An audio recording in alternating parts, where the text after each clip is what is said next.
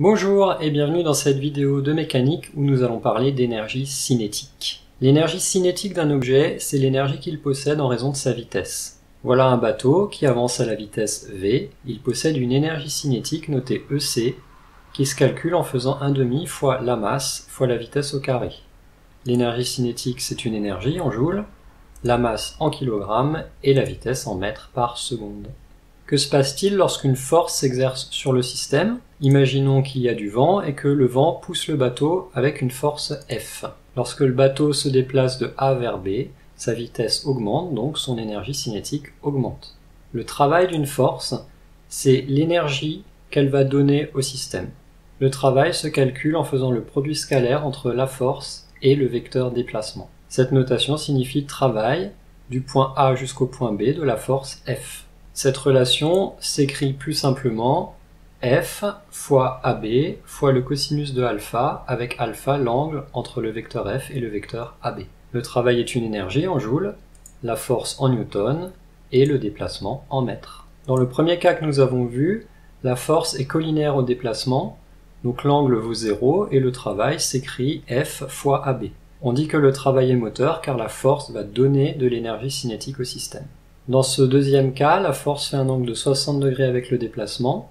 Dans ce cas, le travail est égal à F fois AB fois 0,5 car le cosinus de 60 degrés est égal à 0,5. Le travail est moteur, mais ce travail est égal à la moitié de ce qu'on avait précédemment. C'est parce que la force, même si elle est dans le sens du mouvement, n'est pas complètement dans sa direction et donc le travail qu'elle effectue est moins efficace. Dans ce troisième exemple, la force fait un angle droit avec le déplacement, le bateau se déplace de A vers B et le vent souffle latéralement. Comme le cosinus de 90 est égal à 0, le travail de la force est nul. Dans ce dernier cas, la force est opposée au déplacement, comme le cosinus de 180 degrés fait moins 1, le travail de la force est égal à moins F fois AB, c'est-à-dire qu'il est négatif. On dit qu'il est résistant, car la force va faire diminuer l'énergie cinétique du système. Le théorème de l'énergie cinétique s'énonce de la manière suivante. La somme du travail de toutes les forces entre le point A et le point B représente l'énergie totale qui est reçue ou perdue si c'est négatif par le système. Cette énergie est reçue ou perdue sous forme d'énergie cinétique. Donc la variation d'énergie cinétique en joules est égale à la somme du travail de toutes les forces qui s'exercent sur le système pendant le déplacement de A à B.